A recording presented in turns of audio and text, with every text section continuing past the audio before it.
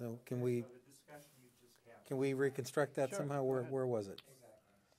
I think I was saying that a lot of what Peter was talking about in terms of his experience with proposals, 100 proposals, and proposals about, Peter was talking about the fact that there was a demand, so to speak, in one negotiation for a clock to be seen by the orchestra, but they couldn't see it. And that why would one have to put that in a set of demands? Why couldn't that simply be dealt with that? And I'm saying I agree. I mean, that's really may have to do with the style and competence, frankly, of the people you're negotiating with. I would always advise a committee which came in with such proposals to say, don't make that a proposal. That's it's I'm always curious. Management often comes in, as you say, with a list of their own, and some of the proposals on management's side is to change the dates of the contract. And I always say, you got it. We agree. Well, obviously you're going to change the dates of the contract when you have a new contract. Right. And so it's just as foolish for management to come in and say we need to change the date of the contract as it is to say we need a clock that everybody can see. All those kinds of things should happen without being at the table. And that's one of the reasons, as I said earlier, that I try to have people focus on one page or a page and a half, because that forces them to put in just the things that are really important and not those silly things. But it's also true that there's a committee dynamic that says, well, we might as well ask for this, that everybody gets what they want, because it's easier to put it into the proposal list than to argue for 15 minutes in the caucus about taking it out. And then management sees all this stuff, and as professional as they might be, their backs get put up. And I'm sure there's a similar dynamic on the management side. The music director wants this, we need this, and you just throw it all into the mix. And you say, well, the other side can always say no. But there's a cost to their saying no. It's worse than that. It's worse than that. There are all kinds of people who believe that what you do is when you make proposals, you put in a whole bunch of proposals that you don't care about, that you want, so you can make concessions. It's foolish. It's foolish to do those things. But not every orchestra is lucky enough to have Lenny Leibowitz representing them. Well, they should. And in many cases, the committee, before the attorney comes in, even before Lenny comes in, the committee is already canvassing the orchestra as to their desires. And the traditional way in San Francisco to do that was to hand out a questionnaire. Now, I've seen copies, management always sees this stuff. I've seen copies of the questionnaire. And basically it allowed them to pick any clause of the contract, and the contract is already 37 pages, and say how they would like it changed. And so they all did, right? Everybody has their favorite or least favorite clause. And the result is, 100, 150 demands, even if the committee winnows it down a little. And my experience in this positional bargaining, including when there were competent attorneys at the table, was that they hand us a list, a very long list. Even if it's 50, it's a long list. And we would say, well, which of these positions, which of these demands really matter to you? Because this is, if we did all of this, first of all, it would be at the bargaining table forever and it'd cost a fortune. Which matter? And the answer is, all of them matter. Well, don't you know which ones matter the most? No, we asked the orchestra, this is what they gave us. Yeah. And they didn't have a mechanism to ask the orchestra which ones were the most important, and they themselves didn't feel they could take it on themselves to say this is more important than the others. Well, they actually did have a mechanism, and that mechanism was strike and lockout. When you get to the edge of the cliff, you decide what matters. Right. Even if the orchestra hasn't told you. Then you discover what you your bottom line have to decide. That's right. But that's a very punishing way to find out what really matters. And again, it's really the fault of the chief negotiator. And what I always say to a committee who uses a questionnaire, and almost every orchestra uses a questionnaire, is don't fall in love with the answers to the questionnaire. The best thing you can get from the questionnaire is some idea of priorities. If everybody ranks pension as number one, that's an important. Some of the stuff you don't even need. I always think, why do you have a question about how much wage increases you want? What's the point? Isn't the answer to the question as much as you can get? What is it? To say I want 10%, I want $5, it's silly. Well, as much as you can do is what we want. But that's the problem with. And I've actually seen questionnaires come back, and there's numbers attached, that values, so that 62.3% of the people want this, and say, well, it's so silly. I'm not even sure what the great. It's just, to me, the main purpose of the questionnaire is to start getting people involved in the process and start having them think about what's going to be coming on. But to fall in love with their answers doesn't make any sense to me at all. And I tell that to the committee. Let me ask you a question. What in your mind is the difference between the functional difference in the room between IBB and a sidebar? IBB to me looks an awful lot like a sidebar to which everybody's a part of. Is that, first of all, is that an accurate statement? I think to a certain extent it is an accurate statement. And you're saying no. I would not say so. Sometimes. Yeah. Just as, I've acknowledged that we did IBB-like things in strict positional bargaining type situations. But I've been in lots of sidebars, and frequently the sidebar consists of my saying to Lenny, look, I mean, we seem to be really, nothing's happening here. What if we gave up 1, 2, 3, and 4? Would you give up 5, 6, 7, and 8? And he says, I'll go back and that's not bad if we can compromise on 9.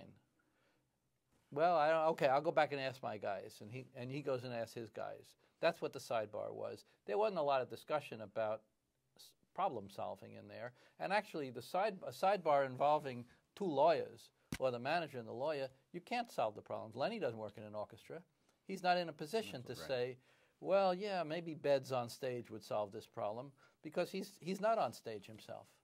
Well, I don't have to be on stage to understand the problem. He can only offer what the musicians have authorized him to offer, or what he thinks he can get them to offer.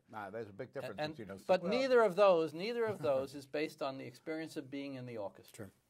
And so, especially if his sidebar is with the lawyer representing the management, which frequently is the case, neither of them are in a position to do anything but trade.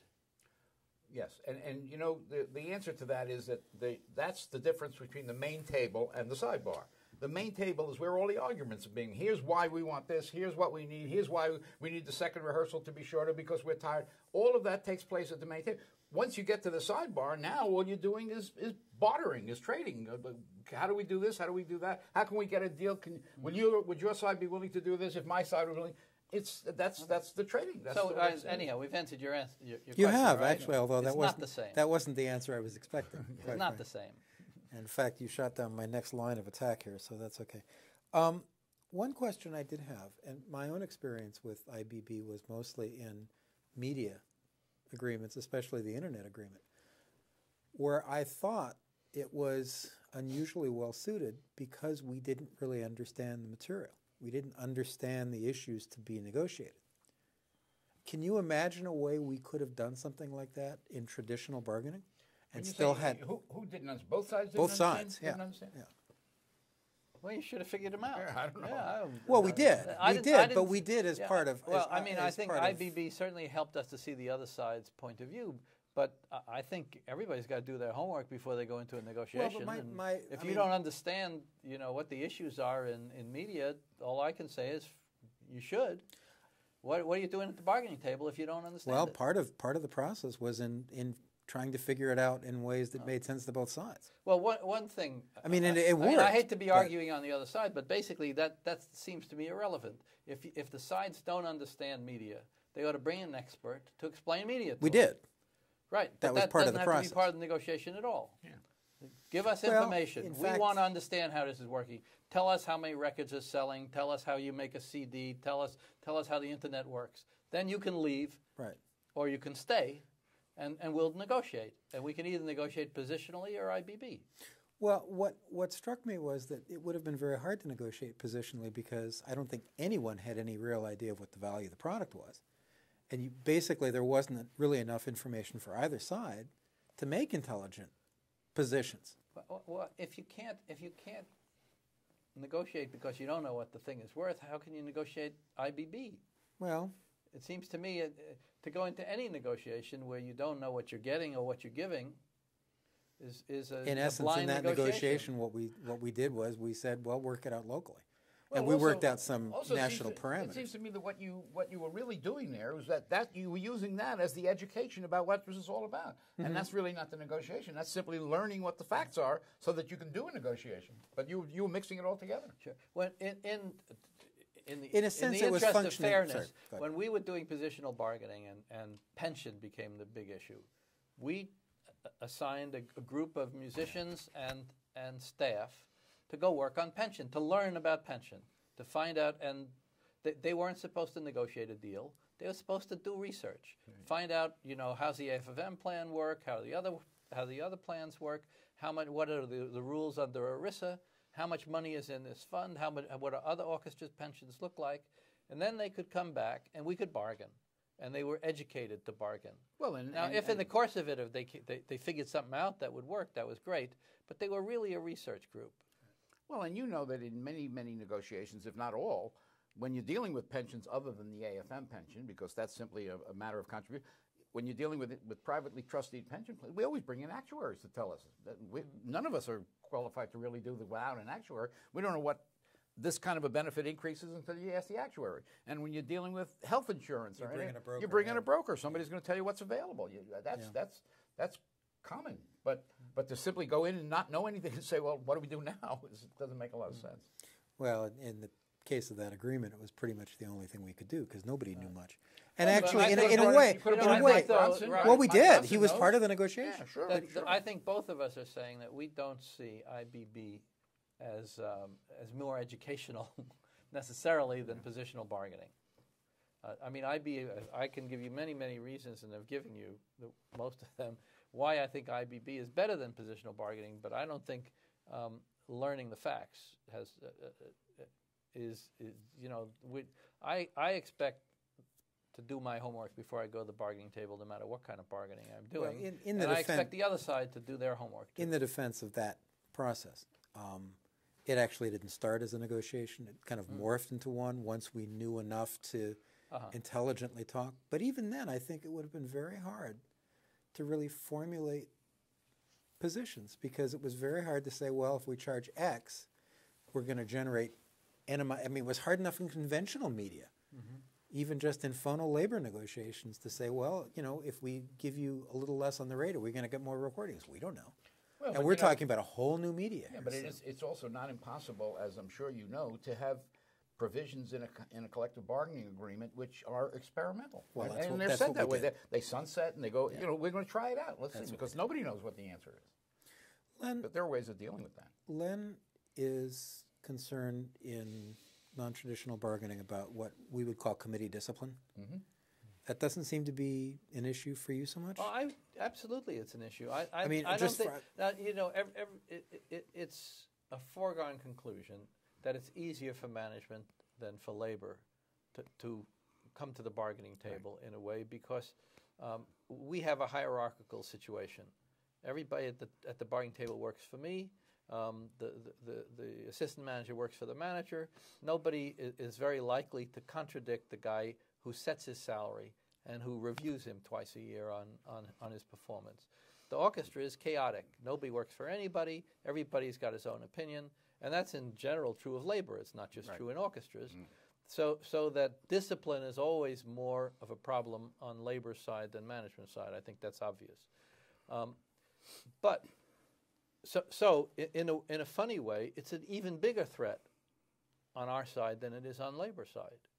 Because when we go to the bargaining table, I tell people that they're allowed to say whatever they want to say. It means that the operations director who sits at the table can contradict the general manager who's his boss. And in fact, I expect him to do it, to say what he thinks and to say it honestly. And both of them can say something that they don't agree with me on, or that we haven't agreed, the three of us together. Well, in some ways, that's just as threatening, it seems to me, as maintaining discipline on the orchestra side. Both sides are taking a risk. But I think it's a risk worth taking, that's all. One of the things that would bother me about traditional bargaining was that the discipline was so strict that, in fact, it became very difficult for anybody to say anything at all. At the table. At the table. But, even away from the table, you might, it was very difficult sometimes to break. It would become very ossified. Very structured. It seems to me, and also very, very structured. I mean, you'd have a very hierarchical structure even within the committee.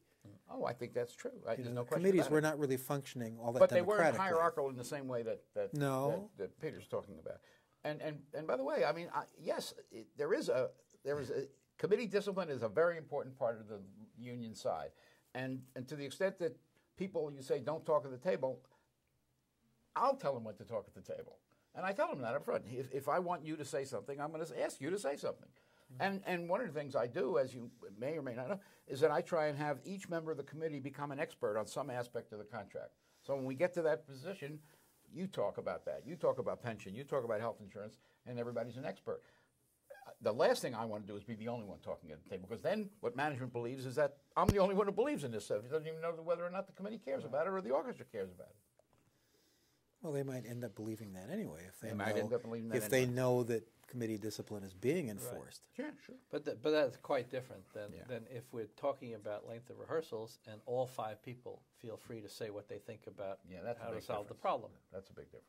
That's the part that I have a problem with, because you wind up with somebody saying something that nobody else agrees with. Yeah. And then all of a sudden that becomes the issue for everybody at the table, and everybody's looking around and saying, how'd that happen? We never agreed that you would say that. But I had the experience in bargaining, even in positional bargaining, where we took this chance of kind of allowing ourselves to say things which might or might not fly, where it created a trust that then carried over. And I'm sure you know that too. Yeah, I mean, sure. Every once in a while in position bargaining, we just say, okay, let's not screw around. Let's just say what the real problem is, and what our bottom line is. And you take a risk by saying it, because but that's why we have the risk is sidebars. the risk is that the union's going to think that your last offer is your first offer. Yeah. That's what you always worry about. Right. And actually, and sometimes the union's response to that is, they really did it. We have to do the same. And that's in positional bargaining, for me, that's the moment of real pleasure. That's what I love to see happen. But it doesn't happen enough. It happens more in IBB. It happens more in IBB because you're at the table more often. Much of what you're now describing is what takes place, as you know, off the record. Is when you finally say, "Look, this is what I really need." So, but then only you and I get the pleasure. Only you and I do it. Exactly right. That's exactly right. And of course, what I loved about bargaining, I mean, one of the things I loved about the bargaining in the days that Lenny and I were bargaining in St. Louis and early San Francisco contracts were the sidebars. I look forward to getting in. You know, we're sitting in the room, and he's telling us that we're slave drivers, and we don't care about these musicians, and so on, and we're saying they just don't want to work. They don't want to. All they care about is more money. They don't care about standards. And then he and I go in the room and we say, okay, how are we going to resolve this, Lenny? All right. And he says, well, I got one guy who's a bomb thrower, another guy, but if you give me this, I think I can sell it to him. And I say, well, look, you got to understand the problem I got. I got the chairman of the board. All he cares about is pension. So if you help me on the pension, I can help you on that. And we really come out of the room friends. Yeah. But who got the fun? Yeah, but why should you guys have all Two the guys fun? got it. Right. That's right. 2 guys got it. No, actually, it's a serious question. It is a serious question. I think so too. But the answer to the question is that because we can do that, we avoid a lot of acrimony that might otherwise take place. I go back. We don't go back together at the table. I go back to my side. He goes back to his. I say, look, guys, I think we can get this. We can get this, and that, but we're going to have to give him that, and that. Well, okay. Now we have a discussion between us when we agree. Not everybody's screaming out loud. Well, I like it. I don't like it. We come to a consensus. I go back in with him, and I say, okay, I think I can do it. Can you do your side? I know, but Yes or no? that doesn't really answer Robert's question, or even mine. That it worked. Yeah. What you described worked, but who got the fun? It wasn't that much fun for them to hear from you. I'm not and sure. my guys I'm to not hear sure from that me. I- Okay, here's how we're going to get it solved. I'm not sure we Lenny engage and in I collective- worked it out. Yeah, but we don't But engage in you and I collective had bargaining for fun. I mean, that's, Well, I don't know. I maybe think you that's a have fun. big part of life. Well, I mean, if you maybe. didn't like what you were doing, you'd be doing something else. Yeah, I probably wouldn't have been having fun with that either. No, you can't kid me about that. No, obviously it's I mean, nice I to know have if that. somebody's having fun. But ultimately, it's not necessarily which is the most fun. No, but there is an element where, I mean, I know in those negotiations with the internet, for example, I mean, I learned so much more about the contract and about what we came up with and about why it was there than I would have, and I think a traditional negotiation had we been able to do one. Mm-hmm. It made a tremendous difference in my orchestra's ability to actually use that agreement because I wasn't a bystander in the negotiations like I think often committee members feel they become. Now, admittedly, I was, in the leadership group of that, and I probably would have, even if it had been traditional, there's always a leadership group, Yeah, but I actually. But there is not to use the word empowerment, Robert, but because in the negotiation where positional bargaining, where Lenny's representing them, he's not. They're not bystanders, because after no, that's true. Because that's they true. know more about the contract than Lenny does. Sure.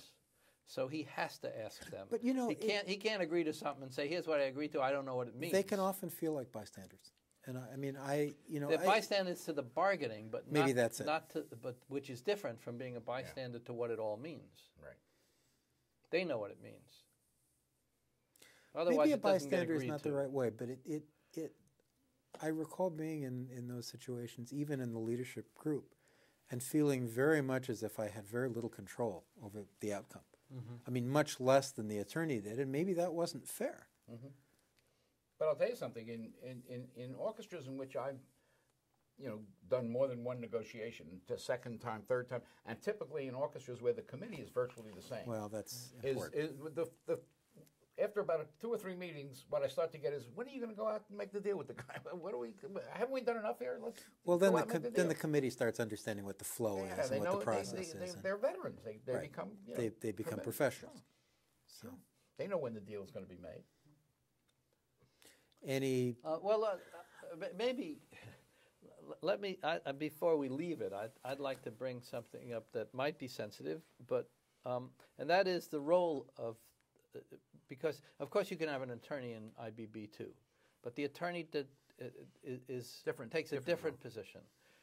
It's not a lead negotiator. More often, in many cases, it's not always true, but in many cases in orchestras, the attorney representing the musicians is not the traditional bargaining agent that most unions have. Right. He's an outside hired gun, and he's there to say things that the musicians themselves aren't quite sure they can say.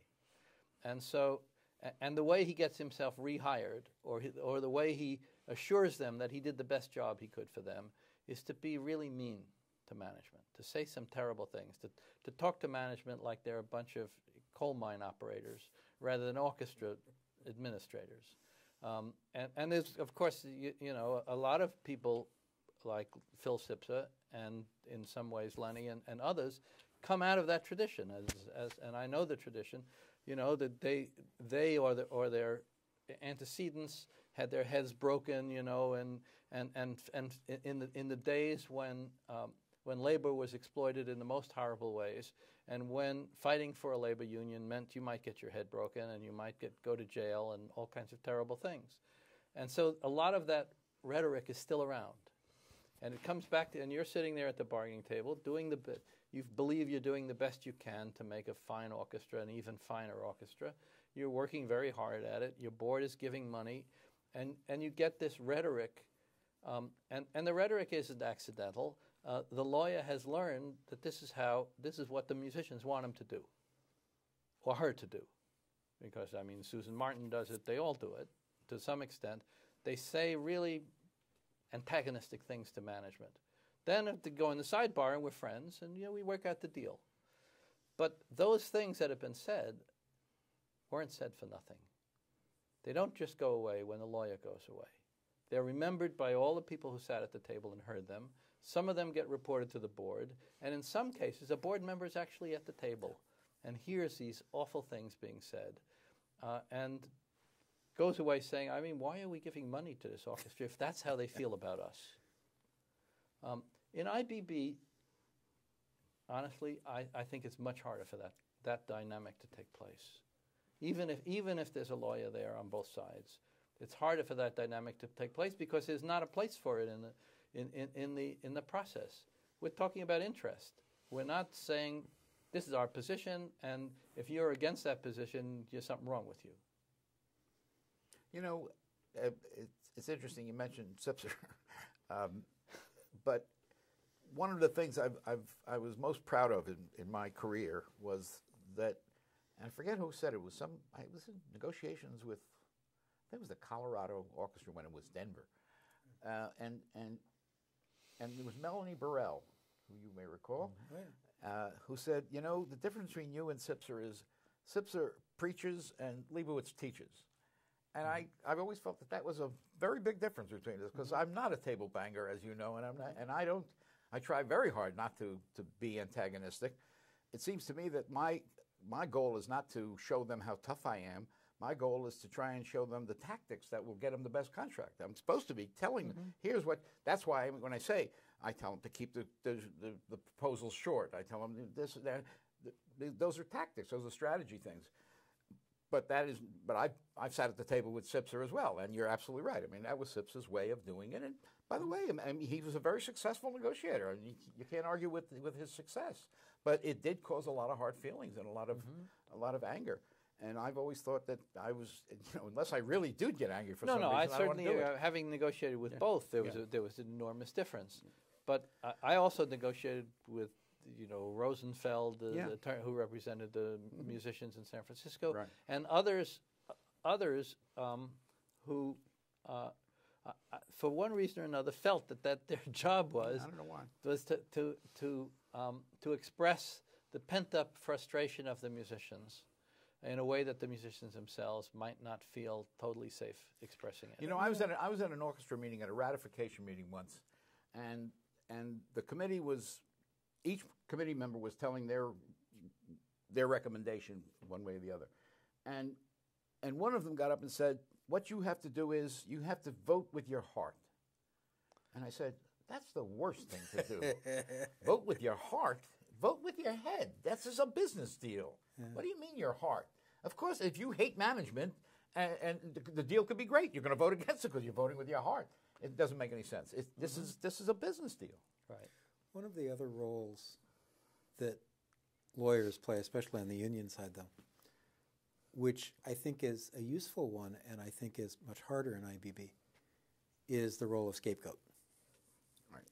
And, you know, I mean, there's not an attorney in this business that hasn't been fired by multiple orchestras. Right. And in fact, in one bad negotiation I was told by the lawyer that she expected to be fired, and that in fact was her function. Her function was essentially to take all our sins and all our bad feelings and walk off into the wilderness and leave us behind to try to function together, which is harder in an IBB situation, especially one that goes bad, as you know they do have the potential to do, because there's nobody really you can blame it on but yourself. Yeah. Does that make sense to you? Yeah, I guess. I mean, I have to admit, right, that I did perhaps 20 positional bargaining situations in my life and one IBB. So, am I an expert in IBB? Yeah. I'm not so sure. I know that I like the IBB better than any of the other 20. I mean, in some way, I mean, not everything about it, right? Yeah. I missed Lenny. I missed the sidebars and that thing. From a point of view of just plain enjoying the process, in many ways, I enjoyed the other process more. Because I am by nature a combative person. I have an aggressive side to me. I'm competitive, and a lot about traditional bargaining I found extremely appealing. I used to really look forward to it, even though sometimes it was punishing. But over a period of time, I thought it's not good for my orchestra, and I was glad that my last one, at least, was a really quite pure interest-based bargaining, and that it was really successful. Do you try to incorporate any of the positive things that Peter is talking about, or absolutely. Explicitly? I mean, do you teach that to committees? Is it possible to teach it to committees without? Teach what to committees? Well, the whole concept of active listening, for example. You have heard me do workshops on negotiations, and one of the things you've heard me say is that to the extent that you are making proposals which are basically non-economic, put aside the economics. When you're dealing with non-economics, you've got to ask yourself the question for every single proposal: what's the problem? Because if you can't explain to management what the problem is, why would they agree to anything? And that to me is the equivalent of what's the interest here? What's the reason for this proposal? What's the problem? If you can't answer that, and you can't give, and the best answer usually is anecdotal. You know, we can't sit on a bus for 12 hours. Remember that trip to California? That kind of nonsense. So, yeah, very much it's incorporated. I never called it IBB, and I never called it anything else. It just seemed to me be the way to present proposals. Do you ever put interests or problems on the table without a proposal? Only if they arise after the proposals are made. If this, I can't imagine. Why not? Just purposely. Well, because it probably didn't come up.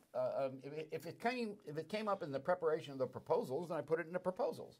But I mean, what? But I guess the closest I can tell is very often what I'll advise committees to do when there's certain kinds of issues is to say to be discussed, as opposed to here's what we want to be discussed. And that opens up the discussion. Well, when you get to that, management says, "What do you want to talk about?" In a sense, you're carving out kind of an interest-based space. But by its very nature, with positional bargaining, if you come in without a position, it sounds like you didn't do your homework. Yeah. You haven't. You know what's the matter? You couldn't figure out how to solve this problem because you're supposed to come in essentially with the problem solved. Only the other side has solved different problems with different solutions, and then you fight. What you're implying is it's actually hard to mix the two. It's hard to mix the two, but they can be done. And the other thing I say when they do put in to be discussed, I say you better be, when management says, "What do you want to talk about?" You better be ready to talk about what it is you want to discuss. Otherwise, what is this for? You just want to talk? Don't you have a position? Right. I've said it many times. Yeah. What would you like to say? If I send it, in a way, it's a sensing weakness on the other side. Yeah.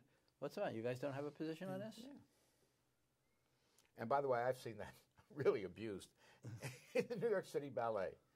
I actually saw a set of proposals one year where every single item was to be discussed. Wages to be discussed. Term of the to be discussed. Is this from management or from No, our side. From the musicians? Yeah. And what was the management's reaction? What do you want to talk about? Yeah. Okay. If final words, do you want to take a break? And why don't we take a break and see if we're done?